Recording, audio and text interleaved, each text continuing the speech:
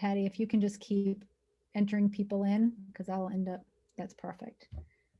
Okay, so welcome everyone. Thank you for your patience. We're still letting people in. Everybody should be able to see Gabe and Dr. Thom and Lainey and myself, Liz, and Dr. Drobot. Is that what you're seeing on your screen? Maybe some thumbs up would be helpful. Great, that's awesome. Thank you. Well, welcome everyone. I'm so glad that you're able to join us for this evening. We have a fun lineup for you. And hopefully you've had a chance in the last couple of weeks to watch the movie Lighting the Path. But I just want to go over some sort of Zoom ground rules and do a quick introduction of the Marion Institute and the organization that is bringing this event to you today. So ground rules are, we are recording this event, just so that you all know this is being recorded. We would welcome you to use the chat box if you have any questions that you want us to get to. We will have a Q&A at the end of the talk part of this episode, and then and we'll monitor that for you. And please mute yourself, because if you don't mute yourself, we're going to have a lot of background noise. So if you can just make sure to do those things, that would be really helpful. Okay. My name is Liz Wiley, and I am the Executive Director of the Marion Institute. The Marion Institute is an organization that has a nonprofit organization that's in its 28th year. Our oldest program of the Marion Institute has been our biological medicine program. And our pillars and our sort of guidelines that we follow for our mission are advocating for food justice, promoting health equity, and building resilient communities. And we do this through the lens of biological medicine, where we thread the pillars of BioMed into our work with nutrition, immune building, and detoxification of just not only our internal bodies, but our external as well. So that's a quick introduction. We hope that you'll go on to our website and learn more. We do a lot of interesting stuff. BioMed is a passion, and I think that Gabe, you have really captured that in your book and in your movie, Lighting the Path, and really highlights it for everybody, so that when we get that look where people are like, what is biological medicine? You've just so succinctly shown it that that I think it's just really great that it's out there and that it's a resource now for us to point people in that direction to learn more about it. So those of you that are joining us, Gabe is with us. He is the film producer, and it's really his story about his struggle with rheumatoid arthritis and autoimmune disease, and trying to find a more holistic way of dealing with that chronic illness, and ultimately finding his way to biological medicine. So without further ado, I'm going to turn it over to you, Gabe, and you can sort of walk us through the first part of this evening. Thank you. Well, thank you, Liz. I appreciate that. And I really appreciate the Marion Institute putting this on, and all the great work you guys do. I really encourage people to go to marioninstitute.org and check out your website, your mission, and sign up for the newsletter, because it's so great to get a very positive, solution-based newsletter that gives us a lot of hope. So thank you, guys. I'd like to just also thank everybody who's joining. We had a nice response to this, and we've got people from all around the world, and it's really exciting to have people engaging and interested in really life-changing information. And I know it, and Lainey knows it. It's and so many others that have had the opportunity to have biological medicine or be treated with biological medicine and learn that philosophy and incorporate it. It's transformed our lives from conditions that were so debilitating and that we were told were incurable. So I would love to start, actually, just for those who maybe don't really know exactly what biological medicine is, or have only maybe just seen what we did in the film. Maybe Dr. Thom, you could start with just giving us your definition of biological medicine. Biological medicine is, I think, the sort of the next level, then the next generation of where medicine will need to go. We've had many mutations and formations of medicine, starting back Hippocrates at 2400 BC.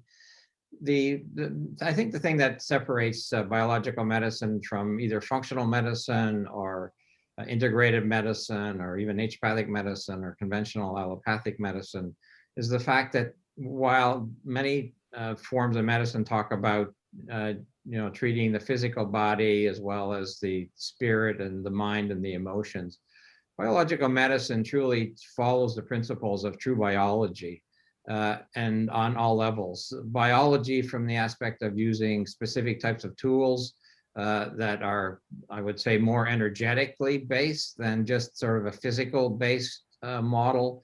A lot of medicine is based on sort of Newtonian physics, basing back into the 1700s, whereas biological medicine is more based on Einsteinian quantum physics, where it's really more about energy, trying to understand the energy of the body, trying to understand the aspects of how energy plays a role in all our life.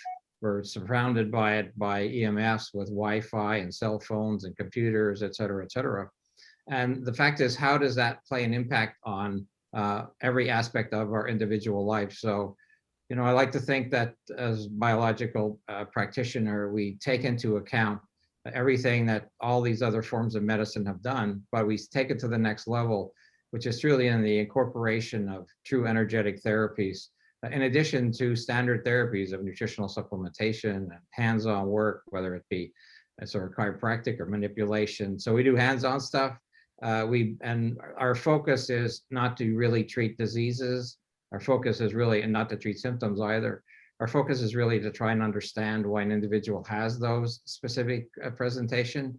So we generally say that when somebody says, do you treat condition X? We say, no, actually we don't treat that. What we do is we treat people who have those problems. So whether it's somebody who has Lyme disease or rheumatoid arthritis or premenstrual syndrome or cancer for that matter, theoretically, what we're treating is a patient who has those conditions, and we look for every imbalance. And our goal is to rebalance and recreate homeostasis within all our organ systems. And when we've been able to achieve that, the patient will find that what they thought was the problem no longer is the problem, because when the body's in balance, it doesn't have to express a specific symptom for what's going on. And that really is I think what separates us from virtually every other model of medicine that presently is in existence.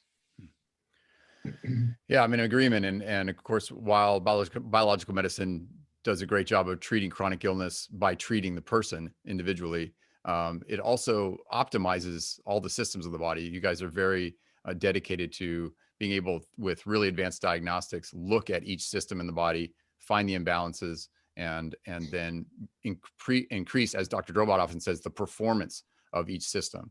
And I'd love to have Dr. Drobot define, how he approaches it as well, with this idea of health performance over just disease management or trying to heal disease. It still comes down to a diagnosis is just a word of some condition that somebody made up a long time ago, and I just always had an issue with looking at that diagnosis and not being able to see maybe what's under the diagnosis, like what went wrong. Like, I know that if I break my arm, I fall off a tree, then you can tell me you fell from a tree and you broke your arm. That made sense to me. And even when I was in medical school, I was like, okay, what is rheumatoid arthritis? And then back when I was in school, what is chronic fatigue? And everybody was like, oh, nobody knows what it is. And it's like, okay, that's almost impossible. And then we go to things like IBS, like every autoimmune condition. It's like, well, what is it? Oh, it's just your immune system going against your own immune system. And I'm like, none of that. Like, in no other profession can we just make up a bunch of BS and actually believe it. But in medicine, I mean, all we do is say, well, magically we'll give some kind of suppressive medication and then it just goes away. And I'm like, but it didn't go away, because the person's still there and the person's still suffering with the condition. We've just masked it, which kind of led to, again, what's underneath the diagnosis, whatever it is. And I always say to my patients, like, the last thing you do is want a diagnosis. Why do you want a diagnosis? Right? Like, our goal is to basically use assessments and tools so that we can see what systems in the body maybe have led ourselves down to the path of maybe our knees inflaming or our skin inflaming. Like, something happened, something is a causative factor. We simply just need to have some assessment tools that we can actually pinpoint what was wrong. And even though those don't exist in medicine, it's not like it doesn't exist in physiology. We just had to bring physiology into medicine. And then we just had to coin up some term called biological medicine, and voila, here we all are talking in front of a camera. And really, it is simply like looking at anatomy and physiology and biology and biochemistry, all the things I did learn in medical school, and actually just applying them instead of just pharmacology. And I don't know, I'm still on this journey of medicine 20 some years later, trying to catch Dick Tom, and still learning. So that's, I guess, I mean, I always go, like I said, I don't really like diseases. I don't like that word. I don't like having patients in the condition that always thinks about diseases. I mean, we should always try to excel to the next level in whatever we're doing. If we're not well, let's get well. And once we're well, let's get really well. And then when we're really well, let's see exactly what the ceiling on this thing is. And then it's not about a bunch of things that we have to do. It's like, what was the goal? You know, in any profession or in anything that you're going to do in life. I mean, Lainey will tell you, you know what her job was? Trying to get well. You know how taxing that job was? Terrible. Because she was told by a million people, you can't get well. Well, then you have to have a little bit of sandpaper in yourself and say, I don't believe that, number one. And then you go on this journey just like every other patient did, and you become an absolute specialist in everything Dr. Google has to offer. And then you pop out with your 50 bags of supplements, and it's still like, I'm still not seeing where the assessment process was. Like, I'm just not seeing what the blueprint was. I understand that the effort was there, but I didn't have the plan. And that's why I'm sitting in a facility like this, where we have the ability to use technology to kind of take a different look at the body. And then that allows us to at least make an educated plan, or else we're doing the practice of medicine, which is practicing on patients. And then sometimes you're right, and a lot of times you're wrong. With extra assessments, it means you can do a lot more with that information, which usually garners a much better result. Yeah, and what's exciting is right now we are myself and Dr. Thom and Dr. Drobot are at the BioMed Center in Providence, Rhode Island, and we're doing some filming and documenting some of the latest modalities and a lot of the latest technology and approaches you guys are using. This facility is amazing, state of the art, and it's essentially the sister clinic to the one in Scottsdale, in which we did a lot of the filming for the documentary. We're going to also document the biological dentistry that they have here, which is something I wish I could have included in the film. And I'm really glad we had the opportunity to do some really in-depth filming of that. We've got some great filming of how biological medicine really, or dentistry really differs from mainstream dentistry, and also just how important that is as a component to overall health. And Dr. Thom, as a former dentist, you know, you could probably speak to that. And I'll just take the opportunity to go into that right now, because I think that that's such an interesting subject that really gets ignored in terms of overall health. It's probably over 100 years ago, that maybe 150 years ago, that they separated the two modalities of dentistry and medicine into two separate different fields. They were taught in different schools, with the idea that somehow a dentist or the mouth was somehow isolated from the rest of the body. But thankfully, with the idea of biological dentistry, those have been reconnected again. And in fact, it's well known and well recognized in our medicine that the oral cavity is sort of the window to the rest of the world. And when you look in a person's mouth and you see if they've had or missing teeth, or if they had gingival gum disease, if they have implants, a variety of different types of things, it tells you that if that happened in the mouth and some of the hardest tissues that we have in our teeth, then you can imagine what it does to some of the soft tissues within the body. So biological dentistry looks just beyond the idea of that most dentists, even I learned 50 years ago in dental school, that it's really about seeing a patient, you know, detecting dental disease in the form of cavities mostly, or periodontal disease, and then doing a restoration, trying to restore the tooth to function, without any concept or any idea of how that particular tooth relates to the rest of the body. And every tooth actually has a relationship to a different organ in the body. And biological dentistry now looks at not only the aspect of restoring, you know, the function of an individual tooth, or replacing a tooth which may be missing, but actually how it individually connects to every other organ.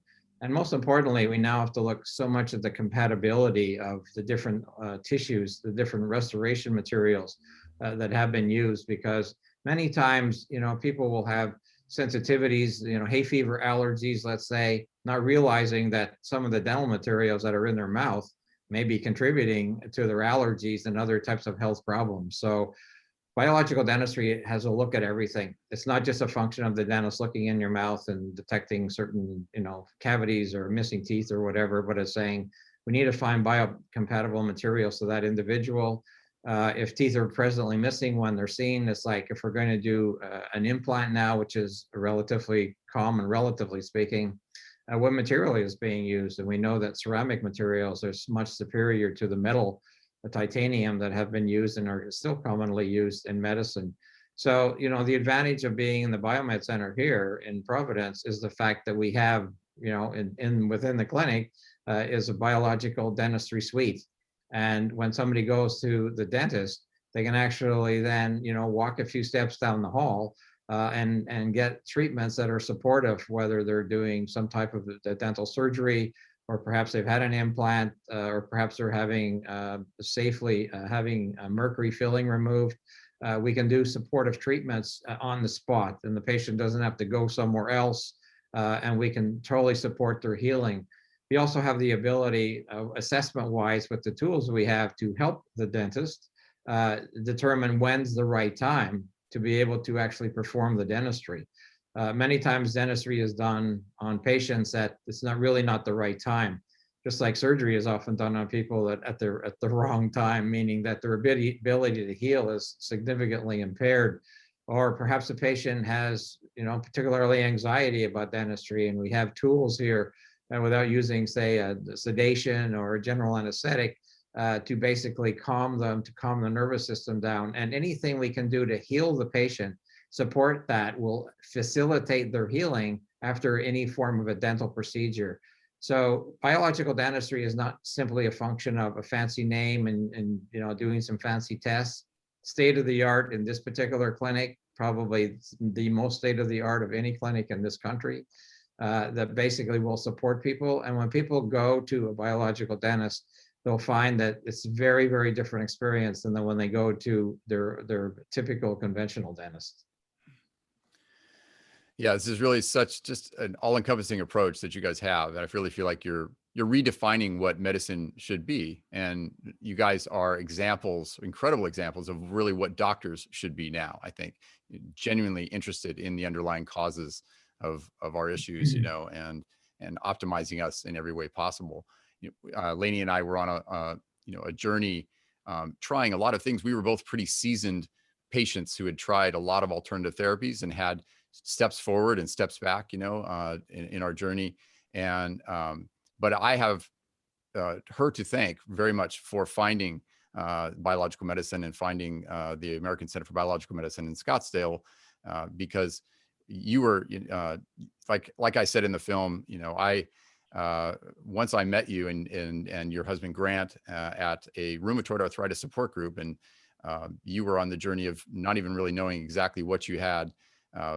We began filming as well as a friendship. And when I went with you guys on your first visit out to Arizona, after you were very frustrated with a lot of different options that you had taken, and roads you'd taken with 2 steps forward and 2 steps back, I wanted to Lainey, maybe you could relive that experience a little bit about sharing what it was like to, at that point in your journey, to come and find this philosophy of medicine and these doctors that were so, so different. Yeah, absolutely. Absolutely. And hi, everyone. I'm Lainey, as Gabe mentioned. Welcome. We're so glad to have all of you here. And it's really wonderful to be able to share about the life-changing experience of finding, exactly as Gabe is saying, finding the clinic in Arizona. So I had tried everything. And at that point, I was still really walking around. This is now probably 5 years into being so sick with an incurable, an undiagnosed illness. I was experiencing just excruciating pain in every single one of my connective tissues and just crushing fatigue. At that point, I was in a motorized wheelchair and told by many, many doctors across the United States, down into Mexico, over to Switzerland, the Paracelsus Clinic, that this was incurable And a lot of them said I would never walk again. Two different doctors told my husband to prepare for me not being there the next year.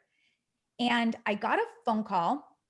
I think it might have been from Liz at the Marion Institute. This is many years ago. And she mentioned, a friend of mine mentioned, that a parallel clinic would be opening eventually in Scottsdale. At this point, Dr. Drobot and Dr. Thom were still in Canada. And I got on the phone. Dr. Drobot offered me a consult, which really wasn't happening at that point. And I was out of options. Like, I had tried everything. At that point, really, my next step was going to be IV antibiotics, 4 days a week in the infusion room. I remember getting on the phone with Dr. Drobot, and something about, for those of you who know him, something about his total perfect balance of really relaxed, yet really authoritative. He was totally confident that whatever was going on with me, and it really didn't matter, as he mentioned earlier, it really didn't matter what the underlying problem was, he was going to treat me. And I mentioned that I had tested positive, amongst many other things, for Lyme. And he said, "Oh, Lyme, that's not a big deal." My partner had Lyme, and we healed him with a laser. And suddenly I remember, like it was, this is many years ago, but like it was a moment ago, my ears went up. And I don't know what it was about that laser. I kind of hooked onto it and just said, I remember hanging up the phone with Dr. Drobot and saying to my husband, "That's it." He said, "What's it?" I said, "That's the guy. That's the guy who's going to help me beat this thing. That's the guy who's going to help me find healing." And it was then some time until I could actually get into the clinic, and they were commuting back and forth between Canada at that time. And from the first moment that I met Dr. Drobot, things just started to go on I don't know if you go up or you go down, but in a good way, Yeah. And I was fortunate to be there and witness this first visit that you had, because we actually went there to film, and then watching, and you go again and again. And then, of course, I was sold early on and eventually started going to the clinic myself. And I had been in a frustrating plateau for a long time. And there was such a contagious energy from both Dr. Drobot and Dr. Thom, that it is that confidence, it's that validation that we see you, we understand, and yet at the same time, we are truly invested in getting you well. And the approach of, we're treating you, we're not treating a disease. And that resonated so much. I mean, we kind of were already on that, that path of understanding holistic and understanding we want the underlying cause and not just medications. But it really takes, it takes someone who's not only got this true interest in solving the mystery of your illness, but also has incredible technology and tools and clinical experience to combine together to give you, really the best treatment that you can get. And one of the coolest things about that we saw early on were the diagnostics that you did on your first day. And we could, Dr. Drobot, maybe you could speak a bit about, the CRT and some of the other diagnostics that allow you to see things that other clinics wouldn't see. Again, it's more looking at, well, we have a bunch of them, which is, I have to have a way that I can look at different systems in the body besides blood work. Blood work is it's a very small volume in your body. Some of it is just fine, some information you can get from it, but again, it's a static one-time test. That's basically what you can see. And a lot of times these disease processes don't happen in the bloodstream. They happen in the connective tissues, and they happen in the lymphatic system, and they happen in nervous systems. And so you can't see it in the blood work. I've had patients come with absolutely meticulous blood work, which does nothing but irritate them, because all they're told is, you don't have anything, it's in your head. And they're like, oh, no, I have something. And then we do these standard physicals, which don't really tell us anything. And we do some blood work, which, I mean, we don't even test the right things. And then you're told that you're perfectly healthy.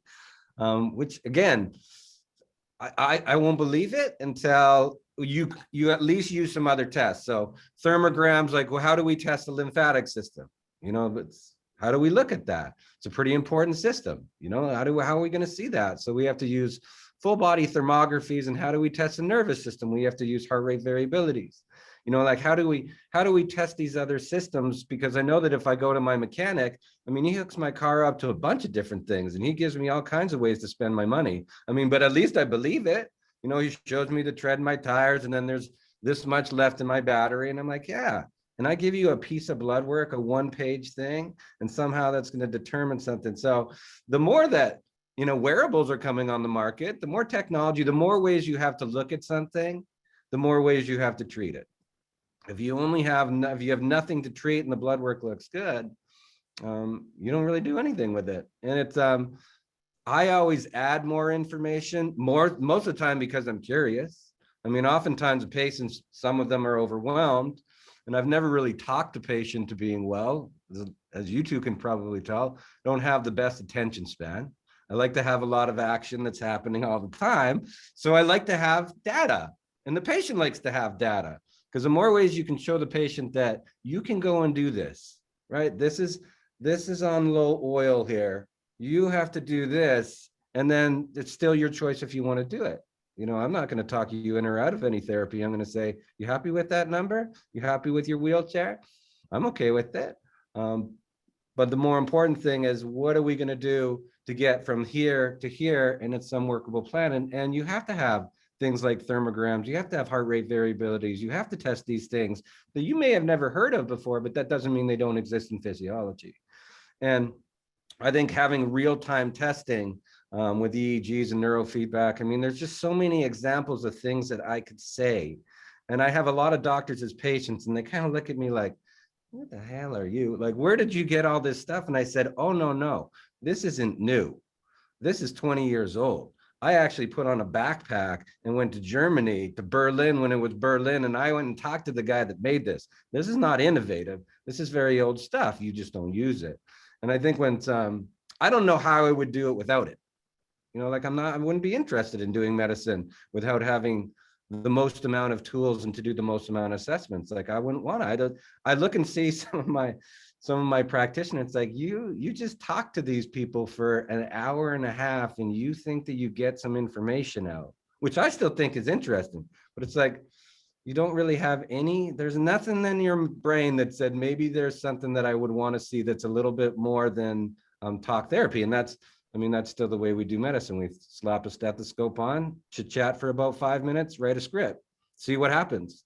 And I just don't think that that's, when we talk about assessments, and again, there's so many of them, it's just so interesting to actually look at somebody, get rid of the diagnosis and actually like, just don't even pay attention to their face and say, if I was going to be treating this person, I'm more curious. I don't even like to know the diagnosis before I see the testing. I always like to look at the testing to see if I can get the diagnosis. And then that's always interesting to me, because then every day is like, people are like, oh, you have a busy schedule. I'm like, every day is so interesting because I never know what it's going to be. You know, and they say, oh, you only see pro athletes. I'm like, no. Or you only see oncology. I'm like, no. I see everything, because everybody has a liver and everybody has a body. And so we can do whatever we want if we have the assessment tools. We don't have to be a specialist. We have to be a specialist in everything.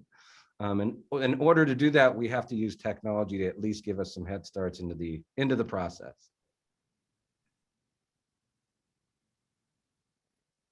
And while biological medicine gives us so many tools and all of the advantages, you guys also really focus on keeping us focused on the foundational health principles. And Dr. Thom, you're often reminding us all of, those foundational basics that we need to follow in order to nurture ourselves. And I know that you might just remind us a bit about some of those foundational basics and why those help, prepare us for treatments that we'll receive a lot better than we otherwise would.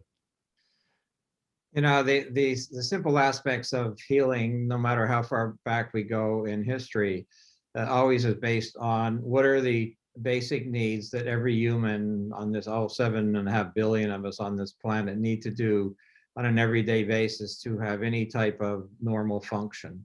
And so every human living, no matter what age that they are, has basic things that they need to do every day in order to make it, to wake up the next morning, to survive.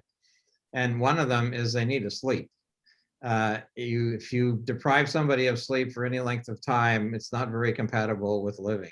So we talk about what is your sleep routine? What is your sleep hygiene? And there's thousands of pieces of research saying 7.5 to 8.5 hours of sleep is pretty much mandatory for people to be able to regenerate their cells overnight, which is the time that we mostly heal.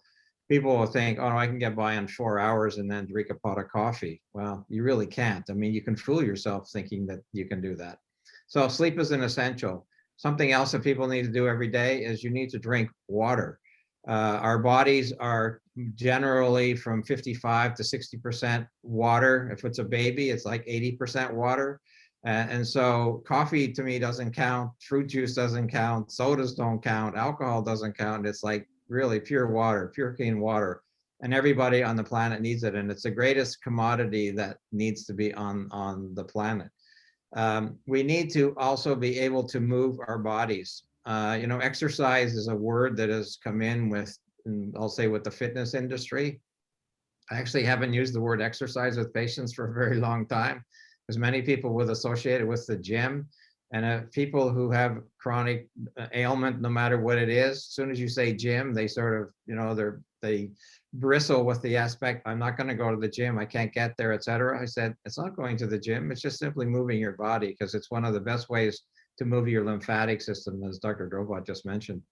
And, basically, I think he would agree that every patient that we see with almost, especially with the assessment tools that he just mentioned, has a congested lymphatic system. So we need to move our body. We need to sleep properly. We need to drink enough water. We also need to choose foods that are right for our metabolism. And it's not one of the 1001 diet books that have been written about, weight loss and that type of thing. It's actually the foods that are most nourishing to your body itself. And that's quite individual. We have certain foods based on what we've inherited from our grandparents and great grandparents and parents, that actually determines the types of foods that are the most nourishing based on our past experiences and what our ancestors ultimately will do. Something that we forget about because we take it for granted is breathing. We breathe upwards of 20,000 times a day, breathing at 14, 16 times a minute, unconsciously, of course. And if you don't believe that breathing is important, just put tape over your nose and mouth for the next 5 minutes, and you'd not be on this call any longer. So breath is pretty important. And in fact, what we find is that if you look back into the thousands of years of yoga and Tai Chi and Qigong, the main aspects of those disciplines is actually breath work. And breath work is, if somebody who has anxiety, somebody who has trouble sleeping, one of the best things that they can do simply in the evening is practice deep breathing, where you consciously, fill your lungs with air slowly and slowly breathe out. Instead of breathing 15 times a minute, maybe breathe 4 or 5 times a minute. And it totally calms down the sympathetic dominant nervous system and puts you into this parasympathetic state. There are certain nutrients that I think are important. I'm a huge fan of probiotics for a healthy microbiome and our digestive system. For many people, either eating some form of fermented foods on a regular basis and or including probiotic supplement may be something that's appropriate for many people. Also sort of becomes, because every society that has existed to this day has always included some form of a fermented food in the form of a probiotic and prebiotic in their diet, because it's actually essential for maintaining health. And of course, the specific diet itself is important, of choosing the right foods. I prefer to think that, if you want to think about diet, the research a couple of years ago says that the inclusion of as many different colors of food per day, 10 is now the goal. With about a 60% reduction in heart disease, significant reduction in cancer, a significant reduction in autoimmune disease. And the only thing they were doing was eating a lot of different colors.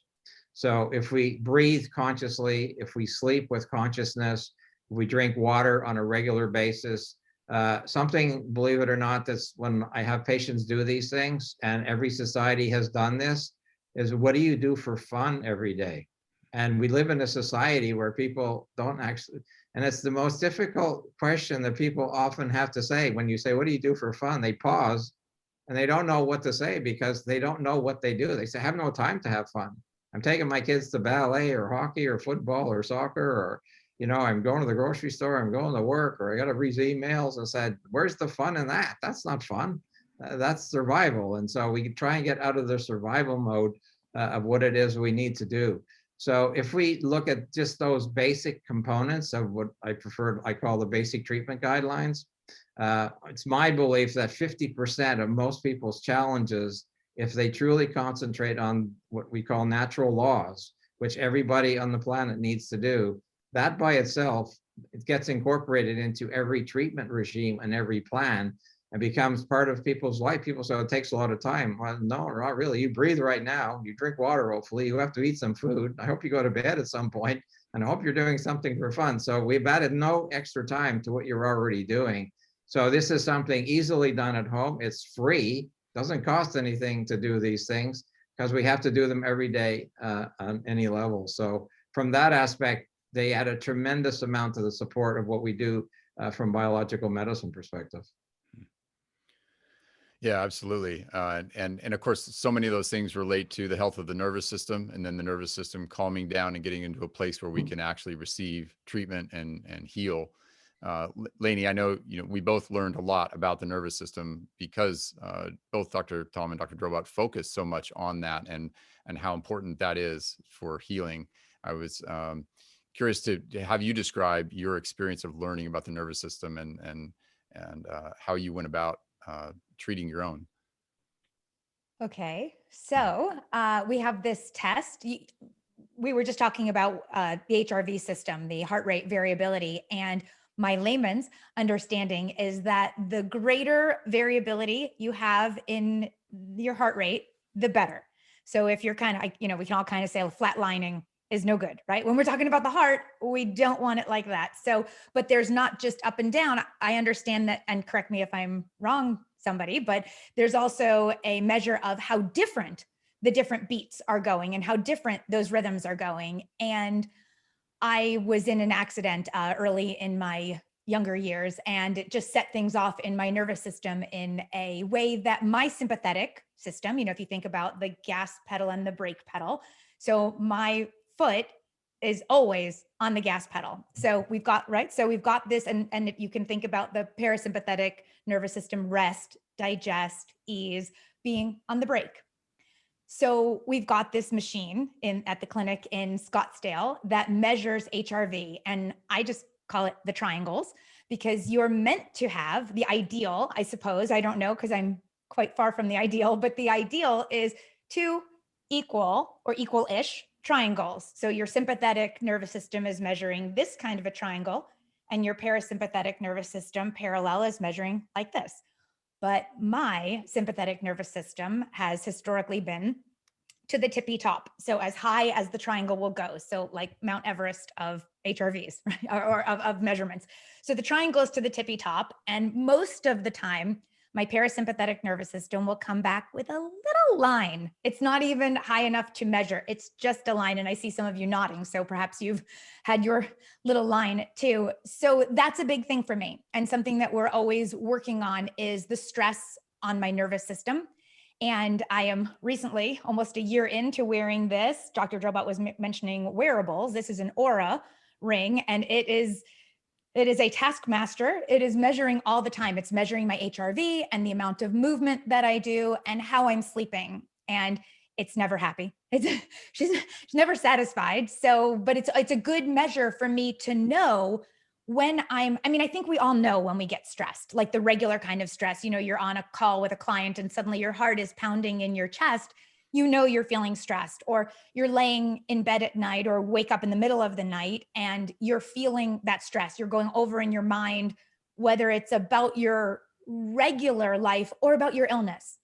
And there's this possibility of really not only being physically sick, which is a tough enough journey on its own, but then adding this emotional or mental or nervous system component onto it. And I know from firsthand experience that being sick can also provide its own very horrible extra level of being stressed. So there's lots of things that we do at the clinic when I go for actual visits to the clinic, but then there's also this home care that Dr. Thom was just teaching us all about the things that I do every day to keep my nervous system to a low roar so that I don't tip over the bucket, if you will. So I sit in meditation quietly, and I'm gentle with myself because, once we've got that gas pedal kind, go, go, go kind of personality, I think we can take that into our healing, and we can push ourselves to a place where healing or finding a cure or getting better then becomes this same kind of tone and texture of this same way that we got sick in the first place. So we can push, we can be trying to sit and meditate, but we're pushing. Or if we lose the focus of meditation and lose the breath and suddenly thoughts come cascading in, be harsh to ourselves. And that's what's that going to do to the triangle? So I think a lot about it in my life. And I think about, I dance every single day, just disco dance every single day. I have a standing date at 8 a.m. and I just go for it on Zoom with some of my friends in the UK. But there was a time when Dr. Thom said, what do you do for fun? And all I did was focus on my healing. I wasn't doing anything fun. So it's cumulative, right? It's all these little things that we do throughout the day, the breathing. But can you stack doing the breathing that Dr. Thom was just teaching us with going outside? So it's fresh air and sunshine and breathing. And while you're doing it, just for 3 minutes, you're looking at a tree or nature, or you're seeing a bird go by, or you're just looking at the sky, or you're just doing nothing. I think that whole doing nothing thing has been a big part of my healing. And I think a big part of getting my triangles in line. And for anyone who's curious, no, I still got a measly little line in my parasympathetic system. We're still working on it. Yeah, and I think that's an ongoing process for all of us, right? Especially in this world with all the noise that we've got. But Dr. Drobot, you often remind us about all of these assaults that we're getting hit with, and when you said it in the film, and you often say that almost everybody when they do an HRV is stressed. So how do you guide people from there once they've you identify that's an obstacle to them receiving treatment? I think you just you get validated. First of all, I don't mind stress. I don't like distressed. Distress to me, anybody that comes to the clinic, they're always in distress. And then they see me with my little smiling face walking by and saying, look, trust me, I've seen worse, and we're going to make it better. And it's like, there's not a lot of inspirational stuff. You can choose not to be inspired every single day. I think that's probably the norm now. When we're looking at, when you're looking at social media and you're looking at the rest of the stuff, like the world's kind of in an interesting place. And I don't think health, like everybody's terrified of their health. Like it's your best commodity, and you're so terrified that you're going to lose it somehow. And again, we don't get kind of that active process on it. And to show somebody, and it's, Lainey will know, like that was breaking a horse with Lainey's nervous system. It's like, you can choose to do this. She'll tell you, like, I'm no yogi. I'm not sitting with you belly breathing. I don't have a lot of time, but I'm going to show you how to do it in a little bit of a faster way. And I might show you some machinery that maybe can get it done. I mean, when I was little, my mom was very smart and put me in meditation classes, and then was smart enough to take me out of meditation classes to say, like, that guy's driving everybody nuts. So we're going to go and do something else. Let's go back. We'll double up on soccer. But what I did learn is I learned that was okay. Like, it's okay to use some of your weaknesses to be your strengths, but you do have to take breaks in the day. People will be like, I'm just stressed by nature. I'm like, you weren't stressed as a baby. Like, stop it, right? Stop saying that kind of stuff, because it's stupid, number one. And all you're doing is you're talking yourself into more stress. Like, and with patients, and it's like Lainey's got that, she'll tell you, it's got an interesting personality. And it's like, it's a little type, I don't mind people that want to be type A. I think it's a wonderful thing, but can you mature that nervous system into a new process where it's like your body thinks that you're going to be attacked by a lion all day, but there's no lion.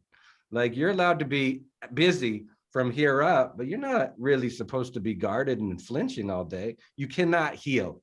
And I think that's the hardest thing, is when we see people with chronic disease, just the amount of burden that comes with that information.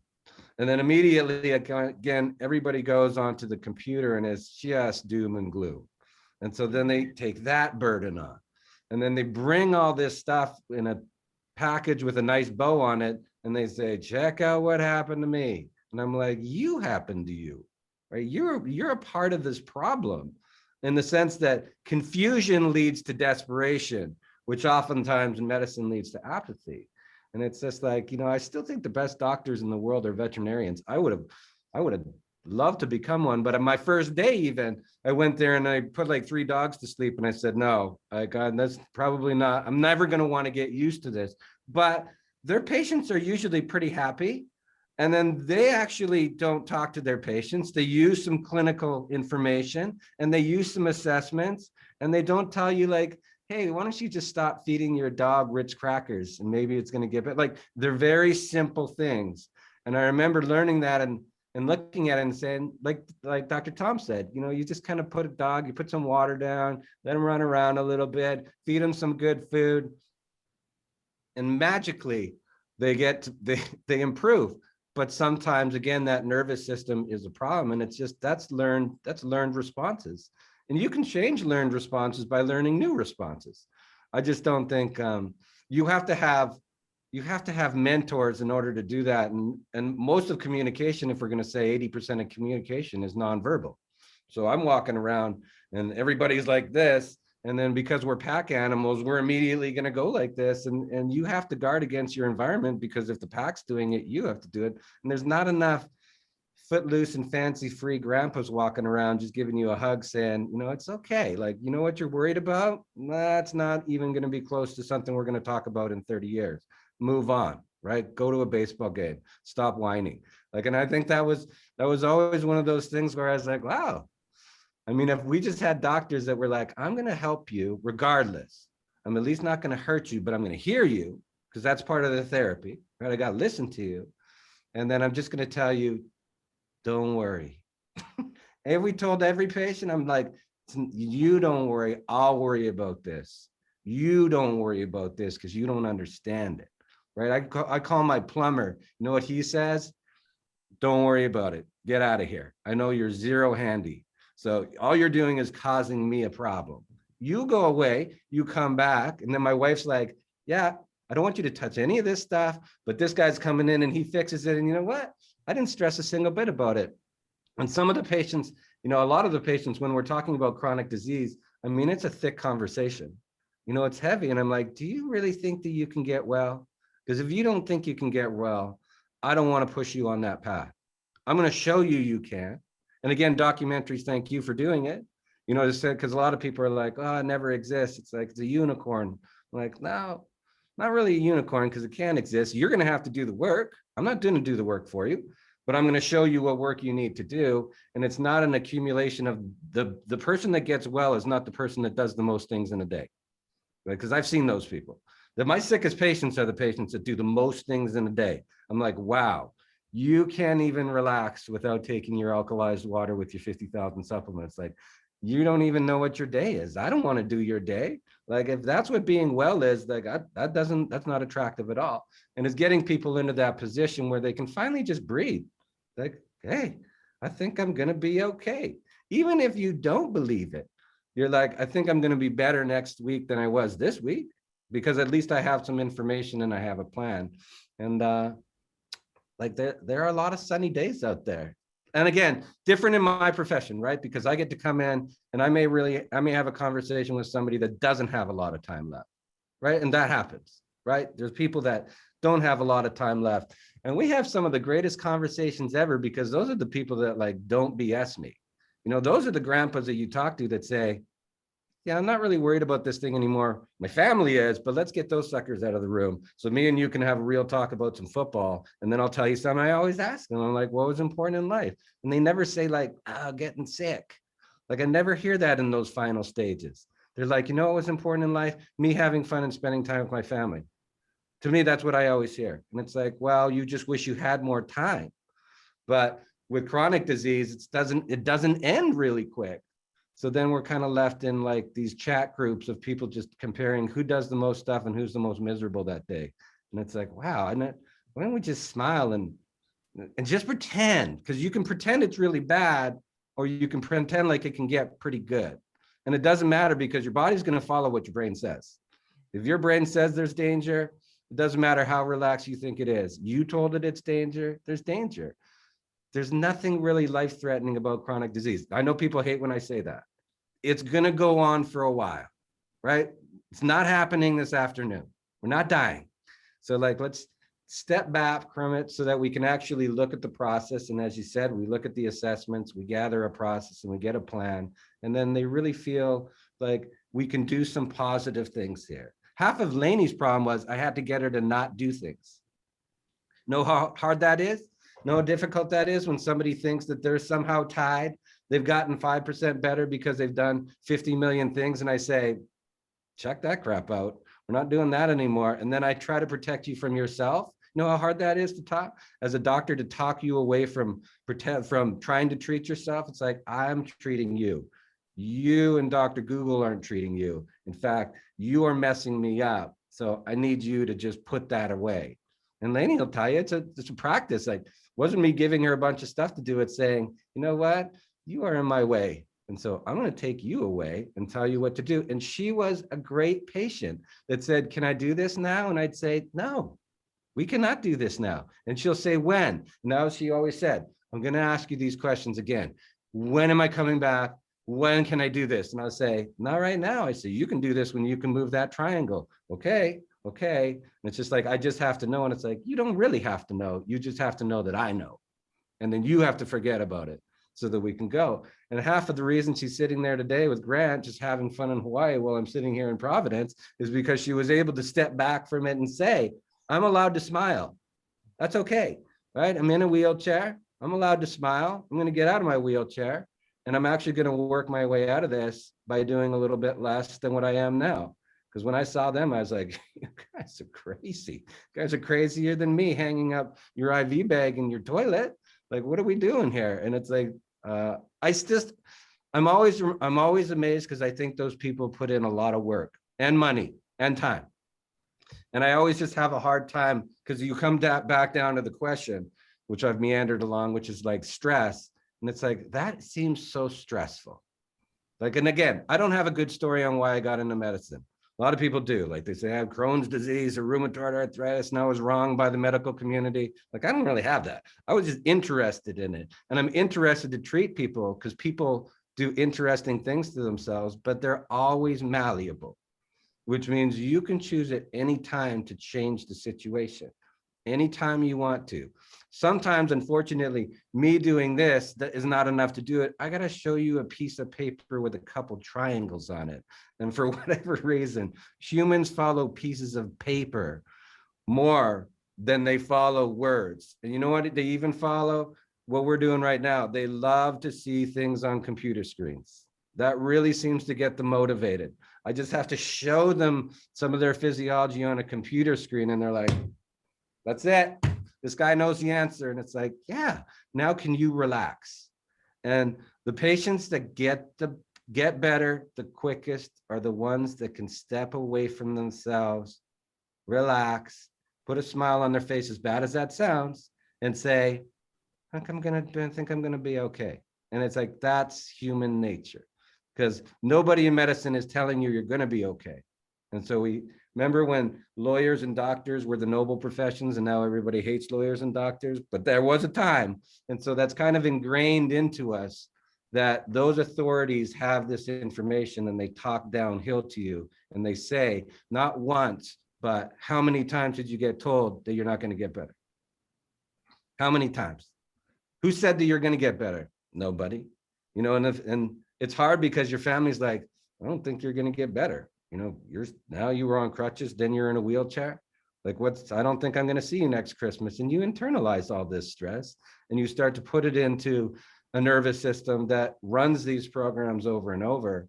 And then, as I said, the hardest thing is to talk the person out of wanting to do that. But once you do it and the person can do it, they change their health really very quickly, which is why I think the nervous system is probably the most important part of chronic disease. Personally, other people will say immune systems, and I think that's garbage. I mean, nervous systems for me are still, because it's a global system. I think I think I can do the most amount of work in the shortest amount of time by dealing with that system. How was that for a 20-minute answer, Gabe? Always great. It's good that you're being recorded. Lainey and I have gotten in the habit of recording all our conversations with you. So. Yeah. Let me just say about this whole being in the way concept, right? That Dr. Drobot is talking about to y'all, because I think this is super, super important. And if I can just maybe drive it home a little bit in layman's, because as you see, there's a lot of conversation, but there's not always a lot of direction of do this or do that. So when Dr. Drobot first said that I was in the way, first of all, my heart broke, because how do you hear that as a patient who is so sick and trying so hard to get better? But what I was doing was approaching my healing the same way that I had approached my life, right? So bee venom injections in my whole body, 500 IVs that I did in my home to myself in 1 year. I did an 18-month juice fast, 18 months, y'all, 18 months before I came to the clinic. And I remember Dr. Drobot saying, anyone, you take 10 healthy people and you put them into an environment where you tell them day after day after day that they're sick, day after day after day that they're never going to walk again. And you do these protocols to them over and over and over them, 9 out of 10 of them are going to end up sick. So like when I came to the clinic, if everybody's familiar with like dry skin brushing. So I was dry skin brushing, but there's a way to dry skin brush leisurely, calmly, to move the lymphatics as a relaxing technique. And there's a way to dry skin brush like, I will get better, over and over. And I think that that's a hard thing for someone who's type A and successful and, drove myself into the ground to get where I had gotten, to stop trying to let go, to let Dr. Drobot and Dr. Thom take the lead and be in charge. I had spent so long being my own patient advocate and spending so much time thinking, because really, quite honestly, failed by a lot of the medical system, that I had to find the solution. But that was just clamping things down tighter and making the situation that had got me right where I'm going worse. So there's that whole getting out of the way. It doesn't mean that you're not gonna do treatments, but I had to shift my way of thinking. So rather than sit down in the chair for an infusion at the clinic in Arizona, in Scottsdale, rather than sit myself down and say, okay, here's my intention for this infusion and here's what's going to happen, and I'm going to let the healing, I would just picture myself like fireman carrying myself, or like a bride, and drop myself into the chair and get out of the way, because Dr. Drobot didn't want me there. So I had to let my body be there. He was just talking about here up can be stressed and here down has to be relaxed. So here down had to be delivered to him in a chair in order to do whatever treatment we're going to do. But here up had to step out of the way. Well said. Well said. Yeah, very well said. And I think that again, I'm in agreement that the nervous system is the most important, because I had the same issue. I was trying for years and made progress. And because you get some progress, then you think then it becomes on you to solve your own mystery. And it's easy to do these days with a lot of information out there that you can get lost in and start trying to navigate on your own. And so having guidance is essential. And what was, so key about working with you guys was the pacing and the priority. You could prioritize what we should do, what not to do, and pace us in a way that was that the body could receive treatments in the right amount of time, and keep us relaxed along the way, and remind us that is essential, so that you don't become, your identity doesn't become the illness. This is so common. I see it and I know Lainey saw it too, as we both did it and then saw it in the community of people that, we talked to. when you really dedicate yourself to the healing journey, you become the illness. It becomes your mission. It becomes your identity. And then, you get lost in that.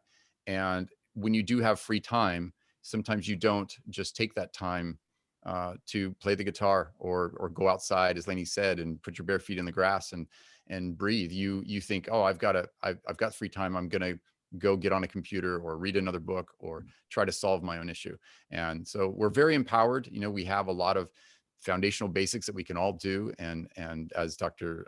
Thom, reminded us, but then turning over the big job to people who have the experience, I think is essential. So, Lainey, where are you at now? I mean, how is it that, how have you been feeling for the last several years?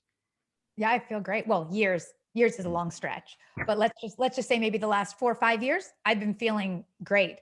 So I'm an attorney and I've gone back to practicing law the last 3 years and I've built it up. I went slowly and I still have to be really careful not to overdo it. That's, that will always be my default mode. My default mode will always be going, full steam ahead. So I have to make limits. I have a wonderful staff who limit my number of appointments that I can have. But yeah, I have my disease at the end was called fatigue or incurable fatigue. And, to go back to the earlier point from the top of the hour, at one point, my husband Grant asked Dr. Drobot, well, what's her diagnosis? What's wrong with her? And he said, man, when she's up walking out of that wheelchair, you're not going to care what was wrong with her, which was true. So, but at the end of the day, yeah, for all of my 9 years of healing work and my sitting for 5 years in a motorized wheelchair, my certificate says incurable fatigue. So fatigue will always be sort of my hole in the bucket if I'm not careful, where I can spring a leak and then lose a lot of energy. So I've got to always be watching my energy. So meditating, eating right. We eat the rainbow every single day here. And I don't mean Skittles, just the rainbow of colors, and being really intentional and careful not to, just because I have the energy, not to spend all of it. That was my last visit back at, you can see Dr. Drobot nodding because he said last time I was there, he said to me, so the great news is you've got tons of energy to spare. You're making so much energy. The bad news is you're spending it faster than you're making it. So eventually that's going to catch up again and crash. So that was June and we're now in April. I've been very, very careful. I mean, aura ring the whole, all the day, every day, and really watching and being mindful of not overspending, because I think when we are type A and we want to go and we know we can go, even if it eventually will have a cost, just because you can doesn't mean we should. So it's about self-regulating and being careful to always be aware that energy is in some ways finite, even if it doesn't feel like it, and to be protective and careful. I'm very, very careful about sleeping. I'm very, very careful now. I wasn't always, but I'm very careful now about eating, including lunch, which was a huge victory that Dr. Drobot and I fought about for years. I'm not joking, years. But once, as he was saying, once the body, as both doctors were saying, once we get the body into homeostasis and we're in that right balance, and we can say, okay, so like this is what it feels like, when we're riding a bicycle and the bike is kind of wiggly all the time, but there's that moment where you're riding the bicycle and you feel that balance, that weightlessness. And then you can always use that as a touchstone to go back and say, this is what optimal health feels like. This is what it feels like when my body is in balance. And so I'm somebody who's always watching and always really tuned into my body, but I'm not keeping charts and graphs anymore like I was, like I know many people are doing. Today I ate broccoli, I feel great. So, I'm not doing any of that. I'm just staying awake and staying really present and tuned into my experience of my own wellness. And so if I can feel that I've pushed it a little bit too far, and for me, it's just a little bit too far is too far, I dial it back. However, whatever that means, sometimes it means not saying yes to something that I had already said yes to and rescheduling something. And sometimes it just means sitting outside and like literally staring at the water on the pool surface and doing what feels like nothing. It's really, those things are really, really important. So just being careful with myself now is really where I'm at. And of course, still continuing to go to the clinic, and Dr. Drobot and I have a call next week, and continuing to do diagnostics and keep up on things. It's really just important. And I think that'll be a life journey, you know, but as somebody who has been sick, very, very, very sick, and then not sick, that's really a gift.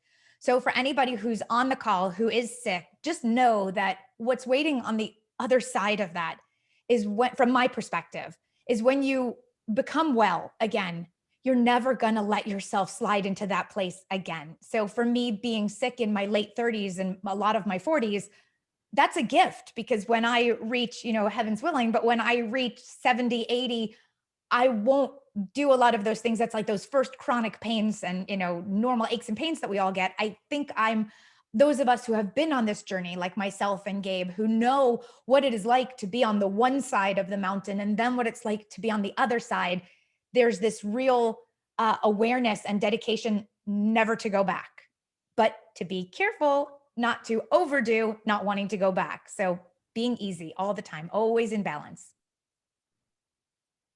Yeah, absolutely. It's so rewarding, right? I mean, to finally I mean, even the beginning of the healing is so rewarding, because as you begin to feel better and you feel these things working, it motivates you more and more. And then when you've got doctors that you trust, you can turn that over to them and just say, all right, I'm just going to keep taking these steps. And it's, you know, to meet everybody, you know, where they're at, you know, as people who are on this side of it. And of course, we're still maintaining and we're still doing what we need to do to be well. But we also, I understand, you know, how because I talk to so many people who are just beginning that journey or in the middle of it and are lost and are in pain and really don't know where to begin. It seems overwhelming.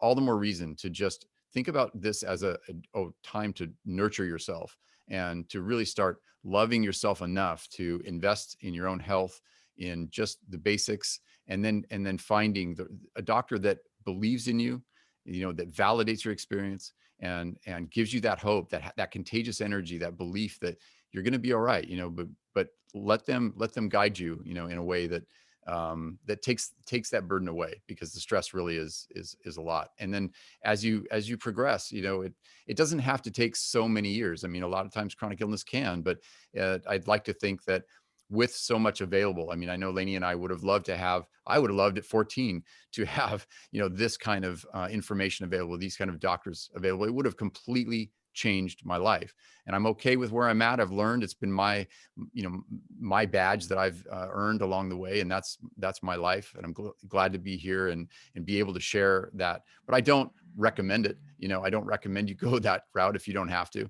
And so now there are state-of-the-art medicine and physicians like Dr. Drobot and Dr. Thom that can truly transform your, you know, your challenge into something that will probably, it's, you know, and it's, while you will probably get better or eliminate your dis-ease, whether you do or not, you're going to be a different person going forward if you invest yourself, you know, invest in your health that way, because you'll feel better and you'll live longer, you know, taking the advice and going down this path, and more than likely you'll get a lot better, or you'll need a lot less medication. So I know that a lot of people maybe have questions. We'd love to, you know, answer any questions that are out there.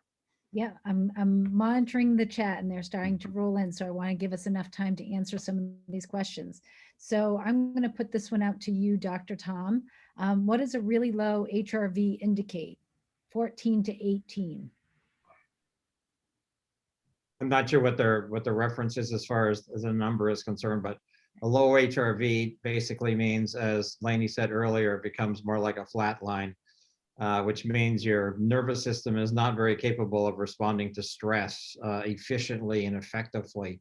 And when the more, as Dr. Drobot has said on several occasions tonight, when the nervous system loses its ability to respond to everyday activities, every other organ starts to become involved. And then we say, well, you start to recruit you know, other aspects to try and do the job that the nervous system is supposed to be doing, or other organs are supposed to be doing. And people always wonder, well, why do some people get heart disease? Why do some people get GI disease or liver disease or whatever? And it's, you nearly, as has been said, always can trace it back to their nervous system and a point at where their nervous system started to, we'll say, decline, or whether you're a type A, like Lainey has been telling us about herself and many other people in the world, where you think you need to accomplish more every day. So the more your nervous system is out of balance, the longer it will take. And one of the things I'll just comment that from earlier, people often have this desire that, well, don't you have a magic pill that I can get rid of this in 3 months? No, actually, you can't get rid of it in 3 months. This is a lifetime journey, as Lainey and Gabe have basically just been mentioning in regards to their own health journey. This is a lifelong process. Now, as you go, as Gabe said, and you're literally from the first day, the first visit, you will start to see improvement, but it doesn't mean you can start doing cartwheels and circles and going back to your old life, so to speak. So we, as Lainey keeps talking about, how do we balance our sympathetic and our parasympathetic nervous systems, which is ultimately the key. When those become balanced, you can almost guarantee that every other organ in your body will also start to follow along. And we say 60% sympathetic in the day and 40% parasympathetic in the day.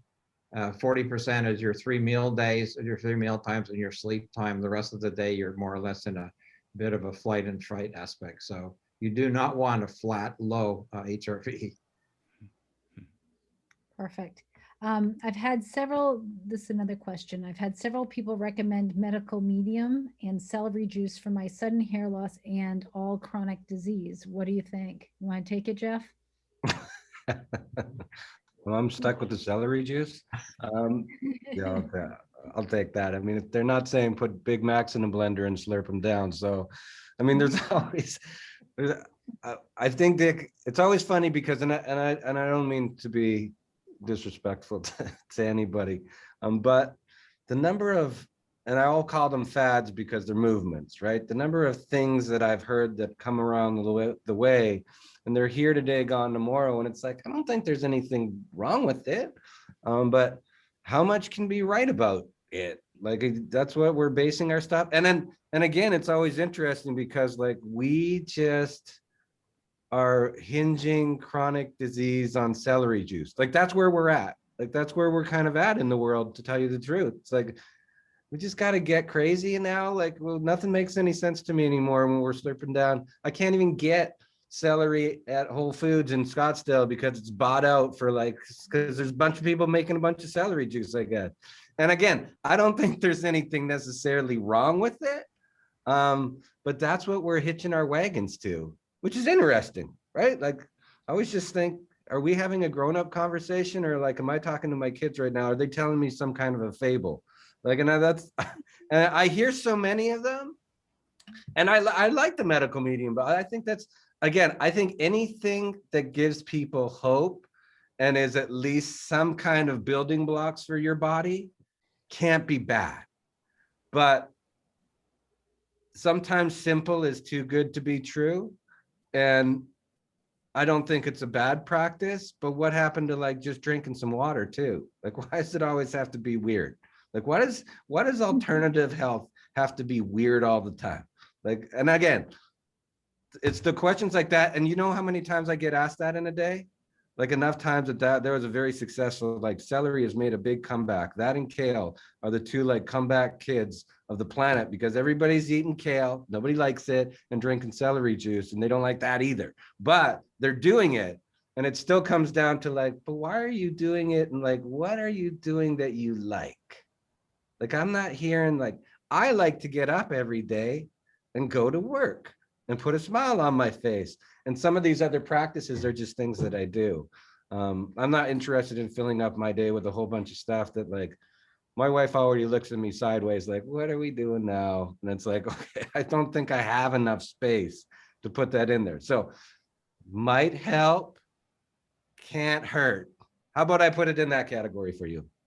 Perfect.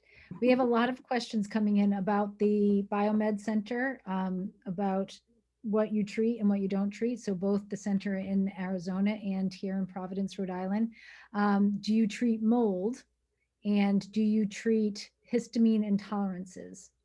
We treat people. That's what we still do. We're still going to treat people. You know, like it doesn't matter how you think you come to it. Yeah, histamine intolerances are a reaction to something that's not supposed to be there. But I mean, it always sounds cliche to say like, I don't treat conditions, I treat people. But it's like, let me tell you, when you treat people, the conditions get a lot better really quick. And can you have specialties? It's like, I don't never used antibiotics for Lyme disease. And people be like, well, you can't treat Lyme disease without antibiotics. And it's like, I do. Like, I'm not sure why you can't. Like, you can't, but that's saying you can't. That's not saying I can't. And so, as cliche as, again, it's another canned up response to feel like an athlete in front of a reporter when I'm supposed to give you all the canned up answers. But it's like, you can treat anything, period. But you're still treating people and treating systems. Like, some people can go ahead and eat mold breakfast, lunch, and dinner and have no problems. Some people can't. So it's like, everybody's a little bit different, and sometimes they're sensitive and sometimes they're not, but your goal is to make that person be able to tolerate their environment. So yes. Dr. Thom, I'm going to send this one to you because we've been having a lot of our bio bites, and this is a question that's come up a lot of times, so I know you're ready to answer it.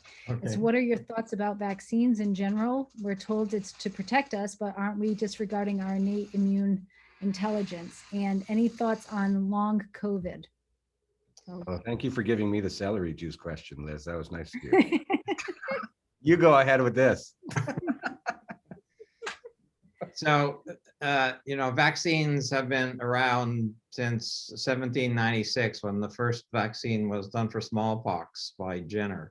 And ever since then, there's this idea in medicine that somehow we can support our own innate and acquired immunity by giving something foreign to us to build the body's resistance to what's happening. Presently, the whole talk, of course, about the COVID the vaccine, and the reality is that I think people don't realize that the COVID vaccine was never designed to prevent people from getting COVID. It was designed to keep people who may get COVID, as exposed to coronavirus, from ending up in the hospital on ventilators, which is the people who unfortunately are the most likely to pass away from that illness. So, they developed this very rapidly without, unfortunately, a lot of, I'd say, the ideal amount of research. We kept hearing typical vaccines are a 5-year process, and this was a 6-7 month process. So I think we don't really know the long-term ramifications of the vaccine. I think there are definitely people in our society that who don't have access to, we'll say, clean water, who don't move their body, who don't have fun every day, who don't eat properly, who are not taking basic nutrients like vitamin C or zinc or probiotics or vitamin D, et cetera.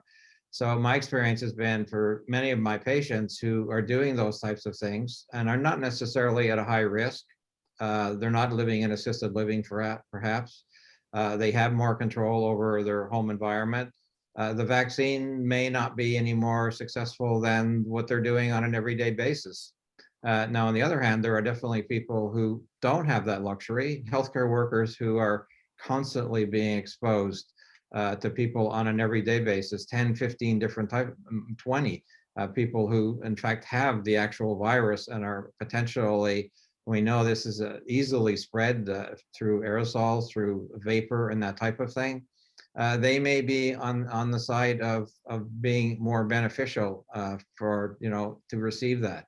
It's a very individual question, and it's very hard to answer sort of in a global answer, because I always say, if you ask me that individually and I know about your history, I'll be able to give you a better idea of whether it would be the more appropriate for you.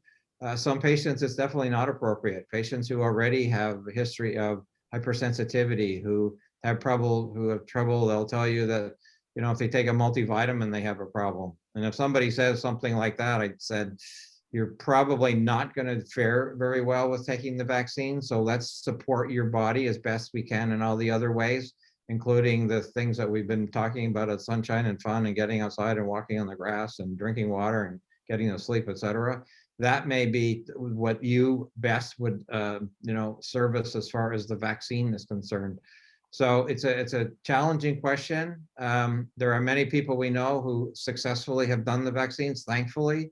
I don't think all the messages in about the actual messenger RNA from Moderna and Pfizer, and that may be a whole generation before we really know the answer to that. As practitioners, both Dr. Drobot and I have already, the people that tend to contact us, unfortunately, are people who have been challenged, who have done the vaccine perhaps and have had some adverse effects, and are then hoping that with biological medicine and some of our both diagnostics and therapies will be able to help them sort of out of that. And I would say the same can be said for the long haulers. I think we are, without any doubt, the best people to see for a long hauler, because the conventional model says, well, we'll just treat your symptoms. And as you've heard tonight, we don't treat symptoms. We find out which organ systems are the most out of balance. Your nervous system is going to be one of them for sure. And the more we can do our evaluations with HRV and CRT and cytoscans, et cetera, we'll be able to truly be able to direct you with a very directed treatment protocol that will literally get you sort of over the hump and kind of getting back to where it is that you need to be. So if you're looking for a long hauler solution, find a biological therapist, and you'll find that that's going to help you more than anything else you'll find on the internet. Excellent, thank you. I don't know who wants to take this one. It says to Dr. Thom and Dr. Drobot, do cancer and stroke patients respond well to your treatments? And then a follow-up to that is we're going to come back to you, Gabe, because they want to know how you're doing now. So if one of you want to discuss the cancer stroke patient, that'd be great. Jeff, do you want to do it? Or do you want me to do it? Go ahead, Jeff. Again, we come from I guess when you have different tools, you get to see a different outcome, right? It's like, what is a cancer patient? What's a stroke patient? Like, are they not supposed to do well? I guess it's really what the question ends up being, right? Like, that's kind of where we come down to it, where we say, well, stroke patients aren't really going to do well. So can you do anything? Like, that's really what the question is, right? Like, can we do anything? And it's, yeah, you'll be surprised with, again, I don't think that you could do it without technology. When we're talking about, and we're going to the end and we're saying, what are the biggest, baddest diseases on the planet? And what do you think you can do with that thing? And it's like, well, like anytime that you can put the body in an environment, or when you can put it in kind of a therapy window, as I say, there's lots of good things that happen. And it's not necessarily, it's hard because you're saying, like, what is the limitation? You had a stroke. And so, like, what is the goal again? Isn't the goal just recovery? Like, aren't we trying to recover? And it's like, hey, you know how many things I do that really help people recover? Like, a lot, right? And I do that for myself. Anyways, like, nobody does more treatment than I do in my clinic. That's why I build them. And it's like, yeah, you can actually do pretty well. You might not believe it, but then you don't have exposure, I guess. Like, you haven't had exposure to maybe some things that are available. And I feel like I can feel the tone in those questions, because I do get those emails. And it's like, oh, that's a shame that you don't even know what's available, because we haven't done a really good job with marketing. If you don't think that you can do better from a stroke, then we haven't really done a good job, because, like, you're going to see a whole bunch of good things you can do with stroke. Same with oncology. It's like, well, isn't the goal just to make your immune system better and to, like, help your body evolve through a process that wasn't really supposed to be there? Cancer is still a natural process. Those are still your cells doing that. They're doing that in response to something else. So you have to change why it's doing that. But that's the goal with any kind of a disease anyways. Like, well, what do you get a common cold? Yeah. Do you want a common cold next week? No. What do you think you can do about that? I hope a lot, right? Like, the goal is, again, you're supposed to make somebody better. I don't care if they have a stage 4 diagnosis. I want to see them better in a month. You could still have a tumor. It's not important. How do you feel? Do you feel better? Yeah. Are you able to do more things? Yeah. Well, let's start there. Like, is your goal not to have the tumor? Because I can show you a lot of interesting treatments that they'll kill you, but they'll shrink that tumor. Is that your goal? Like, is your goal to do that? And unfortunately, with the other one, like stroke and some of those cerebrovascular diseases, and I'll say neurological diseases on top of that, like, we just kind of put these people out to pasture and to say, like, you should be happy to be alive. And I'm like, but they're not. they're not really pleased to be alive. In fact, they're miserable, and the family's miserable because they're miserable. And so, yeah, I hope we have a bunch of different things to do. Like they're going to be I take that as a yes. Absolutely. emphatically. Let me add, there's a few more and we're running out of time. So I'd like to just quickly see if we can do some rapid answers here.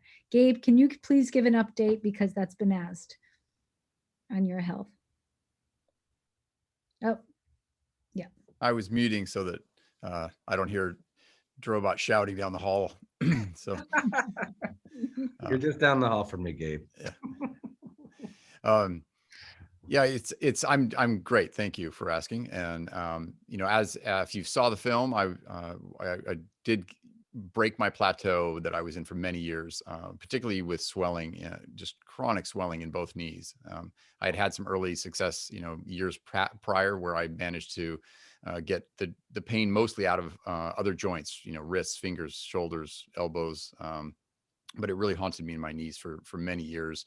And really was, I think, biological medicine giving me the power, particularly with the energy treatments and just the wisdom of the doctors as well, in terms of how I prioritize my home treatment and relaxed, maybe let go of the search a little bit. You know, I think that combined with some emotional work I did, as I, you know, showed in the film, somatic experiencing, I think is a big part of, again, treating the nervous system, learning how to deeply relax and feel my body more and be much more aware. I think that, you know, really broke that plateau. And one of the things that I mentioned in the film as well was I got a fever, and it was a fever that Dr. Drobot had been wanting me to get for a long time. He'd ask me every time at the end of a week of treatment, "Did you get a fever last night?" And I'd say, no, it didn't happen. And then I went home one time and I had a 3-day fever like I've never had in my life. It was unbelievable. And I just let it burn. I didn't treat it. I went into a blurry haze and came out. And I mean, a week later, that swelling in my knees was gone. It was extraordinary. And so from that point on, you know, as you saw in the film, if you saw the film, I was able to run on the beach and go snowboarding again and do a lot of things. And I'm still able to do those things, except about 2 years after that, I had pushed myself pretty hard on knees that really had no cartilage left from all that fire that had burned for almost 30 years in there.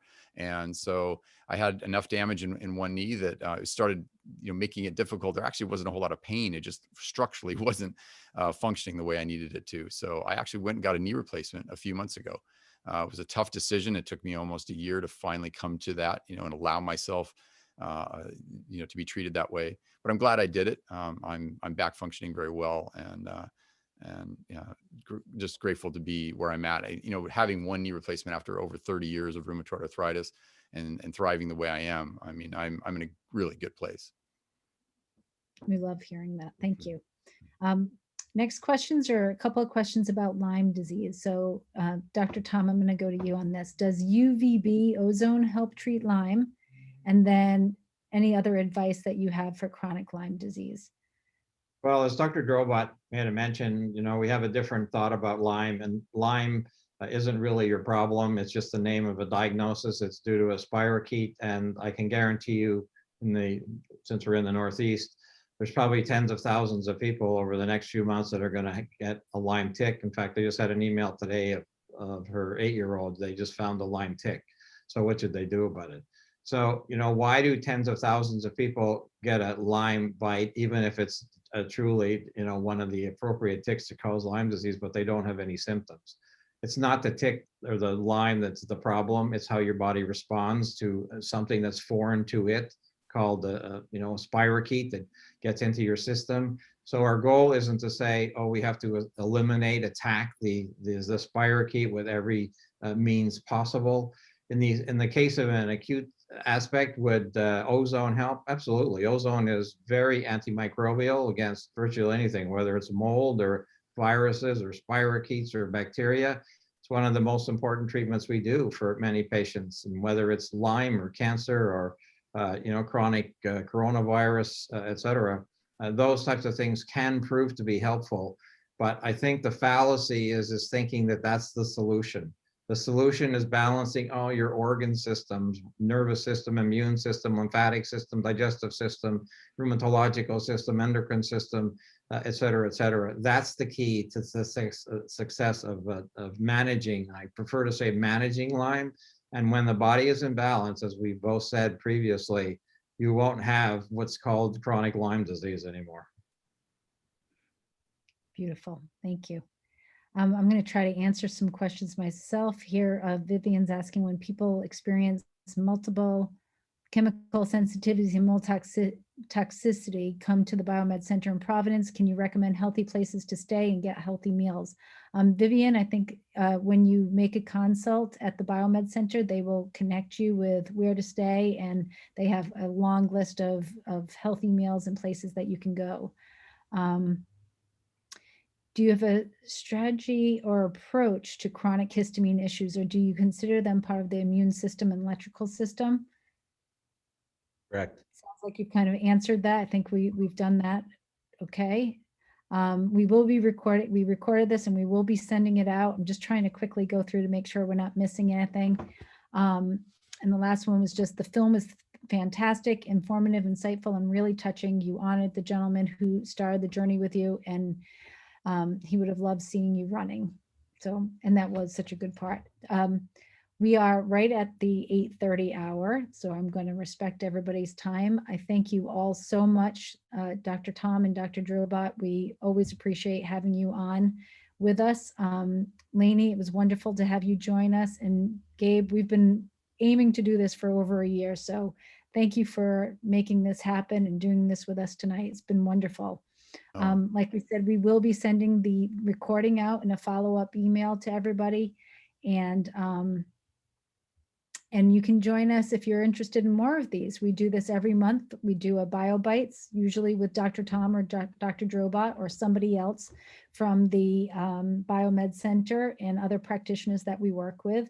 And the other thing I just wanted to address, because I think I saw it a few times in the chat, was people asking where you were.